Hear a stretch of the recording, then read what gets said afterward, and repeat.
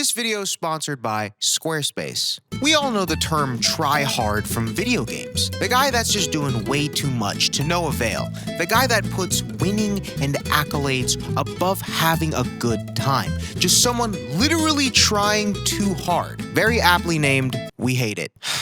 But you know what we do like? Fashion. Fashion is an escape. It's a fun, casual, self-improving hobby that we can all participate in without the weight of competition or stress or a scoreboard or engagement. Looks maxing.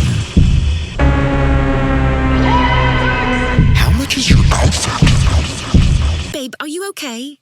You've barely touched your... Look, calm, fit. All I'm saying is, America. If you don't put that shit on, someone else will. Who's gonna carry the boats and the logs?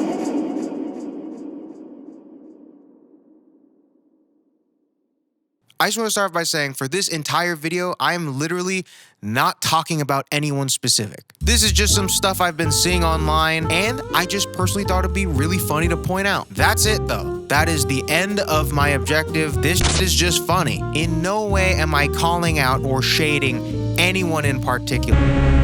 Except for you, motherfucker. You literally ruined it for everyone. Oh, I'm so handsome, and I'm tall as shit. I'm fucking tall, and I can wear anything. I hate you, bro. So what is a fashion tryhard? Am I talking about a guy on high rise with a UMP-45 silencer, drop shot dolphin diving, drop shot quad feeding in a Rick Montclair? I mean, metaphorically, yeah, that is exactly the type of guy I'm talking about. Remember back in the day when a new phase or optic quickscope montage would drop, and it would just be the craziest, like, most impossible shit you've ever seen. And then it would get mad views, and then the aftershock of that for the next 2 weeks, every single search and destroy lobby is fucking 12-year-olds after school trying to do shit like this. I can't explain it, but I feel like Playboy Cardi music videos hit the fashion streets the exact same way that an MLG team montage would hit search and destroy lobbies in the late 2000s and 2010s. There's just something about Opium Street TikTok interviews that have trick shot energy. There's just something here. Just got like a whole bunch of crazy shit on all the time. Like, is this not a 720 intervention, a no scope, knife cancel, drop shot, claymore, silent shot, kill cam, search and destroy lobby? Spiritually, right here, man, look at this. Spiritually, these are the same thing. Culturally, this is the spiritual successor to what this was. Like on a regular ass day, I'm like, oh, I got my raised online crop crew neck on. I feel like I look really good. I look in the mirror, I'm like, wow, I look good. And then bam, it's the craziest explore page, outfit choreographed audio edit you have ever seen. 720 ladder shot, YY knife cancel claymore. And then now I am reminded that this normal ass fit I'm wearing is staying offline. I'm not posting this after that. And I know the tryhard fits are not how these guys dress every day. I'm very aware of that. But also, maybe they do dress like that every day because the illusion is good. Like, how are you just outside in full Balenciaga at 2:30 p.m.? What are you doing at 2:30 p.m.? Why do I feel inferior because you have more shit on? Okay, I will get into the impact of tryhards in the scene in a second. But yeah, I've just been seeing this meteoric rise in volume. Just the sheer amount of fits that would have gone completely viral 5 years ago. Stuff like this that would have been all over the fashion boards going fucking crazy, that would have been known as like, oh, that's the fit.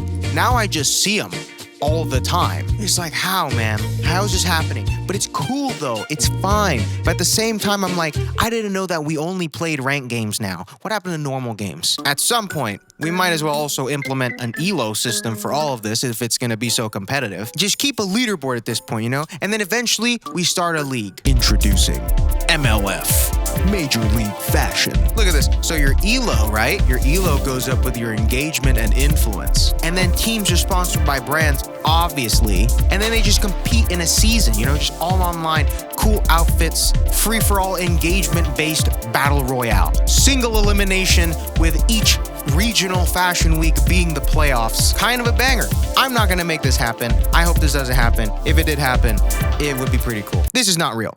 But this is the perfect segue to the next section of this video, which is skill-based fit making. Okay, now we can talk about the effect that fashion tryhards have on the scene. Just how their exponentially increased presence has completely shifted the tectonic plates of what a good fit is. I feel like our understanding of good style, or perceived drip rating, if you will, PDR, perceived drip rating. Chess has ELO, League of Legends has LP, and fashion has PDR.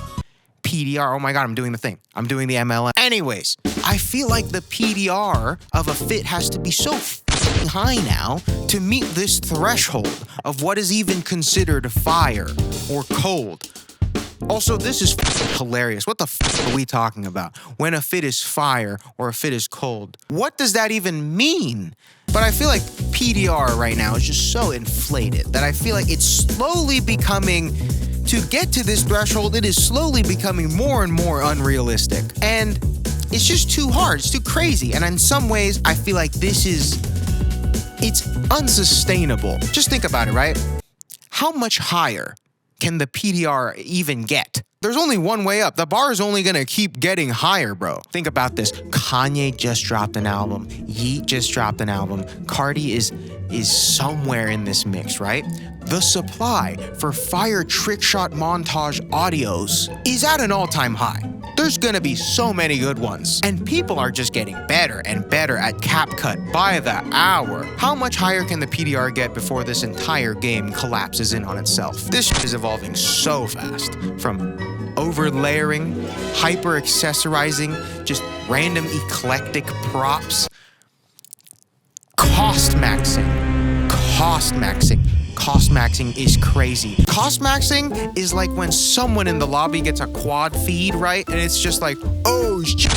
And then the lobby sounds like this, and then it's all this crap on the screen.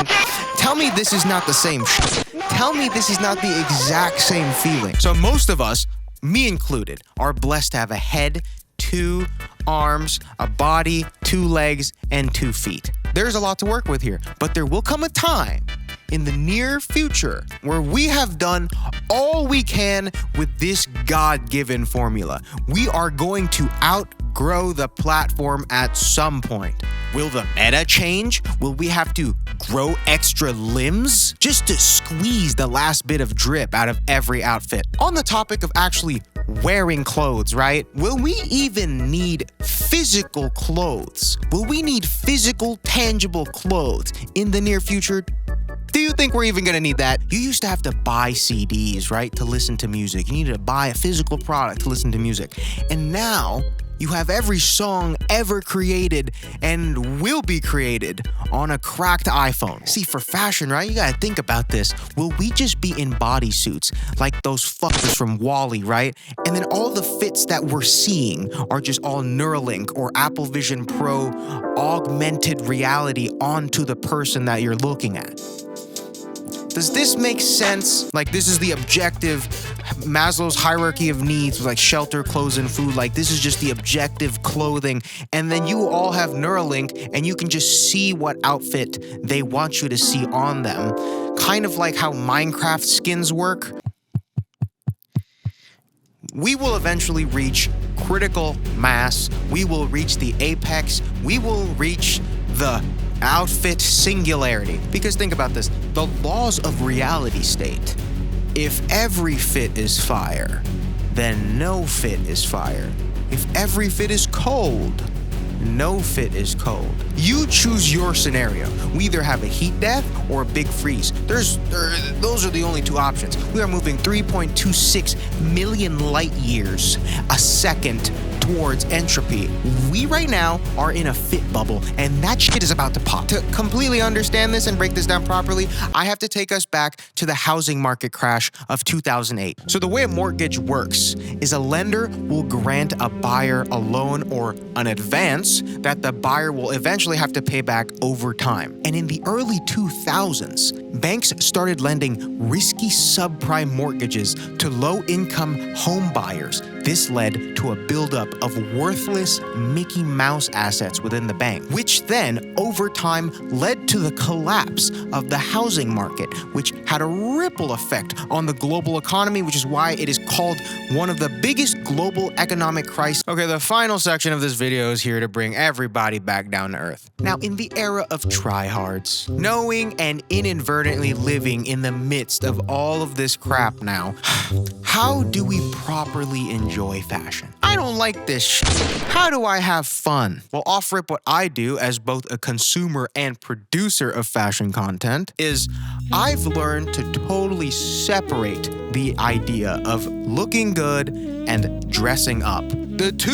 These two, they are not mutually exclusive. You can totally look good and not dress up, I promise you. Learning to separate these two ideas regardless of what's going on online has totally changed my perspective and enjoyment of fashion. Obviously, this will be relative for everyone. But for me, yeah, these are two completely different states of mind. Like for example, this fit right here. I am probably in this outfit 90% of my days. I love it. I look good, I feel good, and I feel like I can go really wherever I want with my style from this formula. It's a great foundation, and it is my bread and butter. I've been wearing this raised online crew neck for 3 months. I have like 3 of each color, and I just kind of rotate between them depending on which one's in the wash. And I genuinely feel really good and satisfied in them. And I'll admit they are so simple, which I feel like today's meta would deem boring. But again, like I was saying, the entire separation of looking good and dressing up. And if you like these crew necks, they are live now at raised.online. I made them with the intention of filling a gap in my wardrobe, and I'm sure they will do the same for you.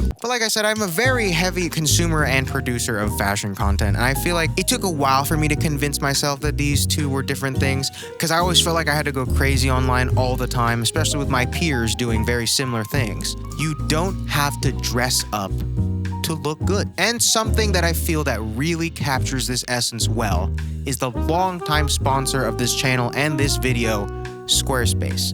Squarespace is the best place to make a website for absolutely anything. It's personally what I used to make my first website, and I've used it for over 5 years now. You can pick from over 100 designer award-winning templates so that you can get started from an aesthetic base instantly. And now, to make it even easier, they have this website building system called Fluid Engine, which essentially puts your entire website on a grid so you can drag and drop assets or technical pieces of your website. It's as easy as just moving things around. The barrier for entry has never been lower. And since I run an e-commerce clothing store, my favorite thing was just how fast it was to set up payment, shipping. I was able to set everything up in a couple of minutes. And they have so many integrated tools that you can choose from. You're really just set. And you too could have it as easy as I have it at squarespace.com/frugalaesthetic, where you will get a free trial of the website builder. And when you want to purchase your first website or domain, you will get 10% off your first order. You really just don't have to try too hard to look good, I promise you.